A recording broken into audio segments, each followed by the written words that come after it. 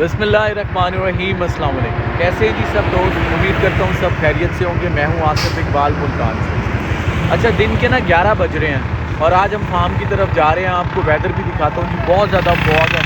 ये आप देखें, मैं आपको दूसरी साइड से दिखाता हूँ। ये देखें जी आप, ये रोड के ऊपर आपको पूरी धुंध नज़र आ रही है। ये दोनों तरफ देखें, रोड के पिछली तरफ आप देखेंगे ना, सारा धुंध है। ये बकरी फार्मिंग जो है ना जी, ये एक ज़िम्मेदारी का नाम है। देखें, चाहे बारिश है, आंधी है, तूफ़ान है या फॉग है, कुछ भी है, जानवर को कुछ नहीं पता जी। उस चाहे बारिश हो, चाहे कुछ भी हो, फॉग हो, सर्दी हो, उसने खाना खाना है। उसको आपने ठंड से भी बचाना है, क्योंकि उसको कुछ नहीं पता, वो बेज़ुबान जानवर है।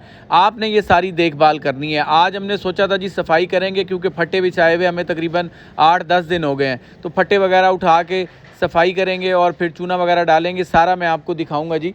ये बकरी फार्मिंग शौक़ है ना, तो शौक़ में आपको करना पड़ेगा। ये देखें अब कितनी धुंध में सुबह मैं घर से निकला हूँ, हालांकि 11 बज रहे हैं। 16 दिसंबर 2025 आज डेट है जी। और आज मैं निकला हूँ, मैंने सोचा आप लोगों से शेयर करूँ जी। सर्दी इंतहा की सर्दी है जी, और जैसे जैसे हम आगे फार्म की तरफ बढ़ते जाएंगे तो सर्दी जो है ना वो भी बढ़ती जाएगी, यानी फॉग भी बढ़ती जाएगी और सर्दी भी बढ़ती जाएगी। देखें, जो भी मेरे दोस्त भाई छोटे लेवल पे फार्मिंग करना चाहते हैं ना, उन्हें ये काम खुद करना पड़ेगा, सब कुछ खुद करना पड़ेगा जी। बेशक आपने लेबर रखी होगी, मैं एक छोटा सा फार्मर हूँ जी। मेरी कोशिश होती है कि हद्दुल इम्कान, कुछ दूसरी मसरूफियत भी है कि अपना काम खुद करूँ अपने सामने। अभी आप देखें फार्म पे पहुँच के ये वीडियो आज मैंने स्टैंड पे लगाई है जी।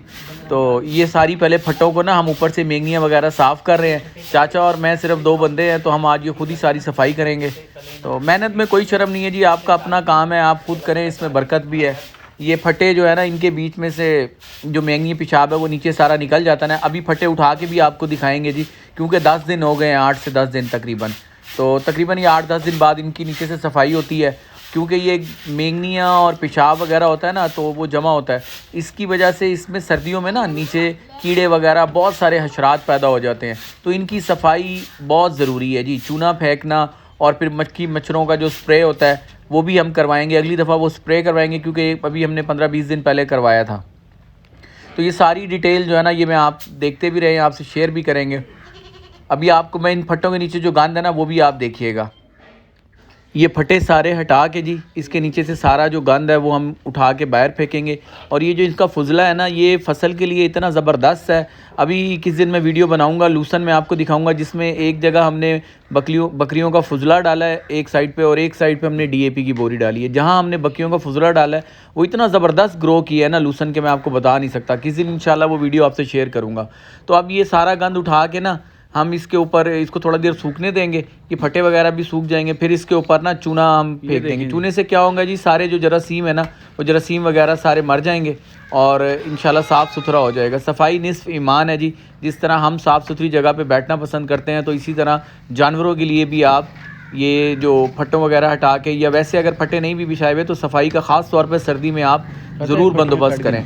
हर दूसरे दिन या देखें आप अपनी जगह के हिसाब से ना, सफाई बहुत ज़रूरी है। अब आप ये देखें कि 8-10 दिन के इनका कितने नीचे ये गंद जमा हुआ है, तो ये उठाना बहुत ज़रूरी है, क्योंकि ज़मीन के अंदर ना इनकी वजह से, पेशाब और मेंगनियों की वजह से ना कीड़े वगैरह पैदा हो जाते हैं। बहुत ज़्यादा दोस्त भाई मैसेज करते हैं जी कि हमारे जो जानवर है ना वो ग्रोथ नहीं कर रहे, क्योंकि वो जो ज़मीन से चिच्चड़ और ये पिस्सू वगैरह कीड़े ये बकरियों के जिस्म में चले जाते हैं और फिर खून चूसते रहते हैं। और कुछ ऐसे जो बैक्टीरिया जरासीम हैं, जो कीड़े हैं, वो ना खून के अंदर शामिल हो जाते हैं, जिसे थलेरिया बीमारी भी बोलते हैं, यानी ब्लड पैरासाइट जो हो जाता है। तो ये बहुत ख़तरनाक बीमारी है। इन सब बीमारियों से बचने के लिए सफाई बहुत ज़रूरी है, तो वो आप करें। ये देखिए, अभी मैं आपको ये दिखाता हूँ, मैंने देखे हैं ये वाइट कलर की और रेड कलर की ना ये कीड़े आपको नज़र आ रहे हैं, ये देखे आपने। तो अगर हम ये ना सफाई करते तो ये चलते हुए ना ऊपर आके जानवरों के अंदर घुस जाने, इंतहाई ख़तरनाक है ये। सफाई अगर होगी तो आप देखिएगा कि जानवर आपके कितने हेल्दी, शाइन वाले, और यानी जो खुराक खाएंगे वो लगेंगे। ये आपको छोटे छोटे नज़र आ रहे होंगे रेड कलर के, ये सारे ये कीड़े हैं, देखें।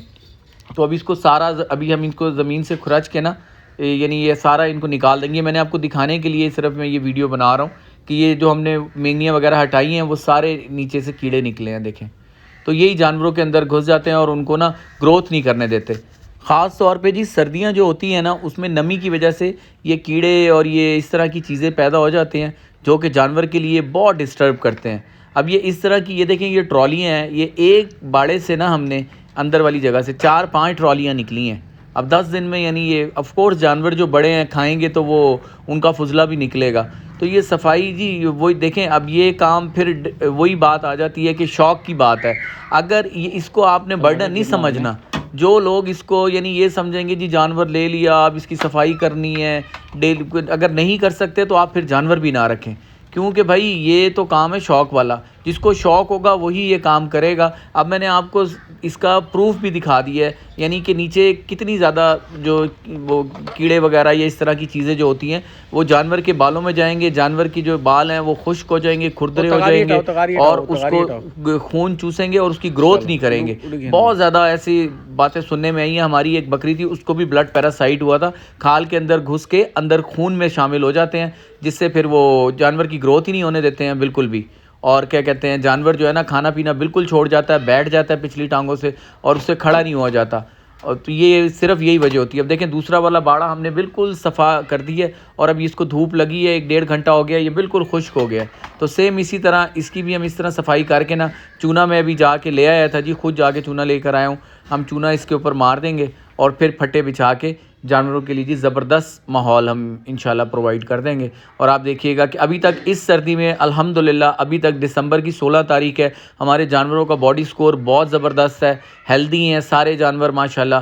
पिछली सर्दी में हमें काफ़ी ज़्यादा प्रॉब्लम का फेस करना पड़ा था, वो काम मैं अब नहीं कर रहा। यानी इंशाल्लाह जो गलती हमारे से पिछली दफ़ा हुई थी वो अब नहीं दोहराएंगे। हम सफाई करके चूना वगैरह इस तरह देखें ना आप, ये तो ये चूना वगैरह इस तरह फेंक देंगे, हम सारे में चूना फेरेंगे, जो जरासीम वगैरह होंगे वो सारे मर जाएंगे। और अब जो 8वें 10वें दिन जो दोबारा हम इनकी सफाई करेंगे ना, तो फिर मैंने सोचा है कि हम स्प्रे एक दफ़ा दोबारा करवा देंगे पूरे बाड़ों के अंदर ना, बांसों पे, फट्टों पे, आपके जो बाहर वाली जो जगह है सब पे, खुरलियों पे भी आप स्प्रे वगैरह करवा दें। 2-3 घंटे तक जानवरों को उनसे दूर रखें, फिर आप बेशक जानवर छोड़ दें।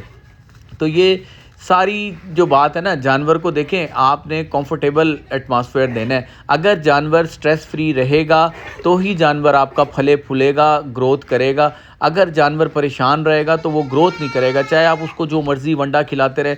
बहुत ज़्यादा आप पता ही होगा कि दोस्त मैसेज करते हैं जी कि हमारे जानवर ना खा नहीं रहे, हम वंडा खिला रहे हैं खा नहीं रहे, क्योंकि उसको पता नहीं अंदर क्या प्रॉब्लम चल रही होगी। यही चीज़ आपने समझनी है जी। देखें जानवर आप कहना है आपकी नज़रों के सामने है, आपको पता होना चाहिए भाई ये खा रहा है। अगर आप उसको कंफर्टेबल माहौल देंगे ना, वो खाएगा, शौक़ से खाएगा। अभी अल्हम्दुलिल्लाह हमारे फार्म पे जितने भी जानवर हैं सारे, आप कोई भी चीज़ डालें वो खाते हैं, क्योंकि हमने उनको स्ट्रेस फ्री रखने की कोशिश की हुई है जी। अब ये देखें इस तरह की कंडीशन हो गई है जी, पूरा हमने बाड़ों के अंदर चूना मार के ऊपर फटे बिछा दिए हैं और अब ये बिल्कुल साफ़ सुथरा माहौल हो गया है। अब जानवर शाम में यहाँ पे सुकून से बैठेंगे और यानी स्ट्रेस फ्री रहेंगे। जितना आप कोशिश करेंगे जी जानवर आपका स्ट्रेस में ना रहे, आप देखिएगा आप कुछ भी खिलाते रहेंगे, जानवर इंशाल्लाह ग्रोथ करेगा, दिन ब दिन मोटा होगा, चमक आएगी उसके ऊपर ना।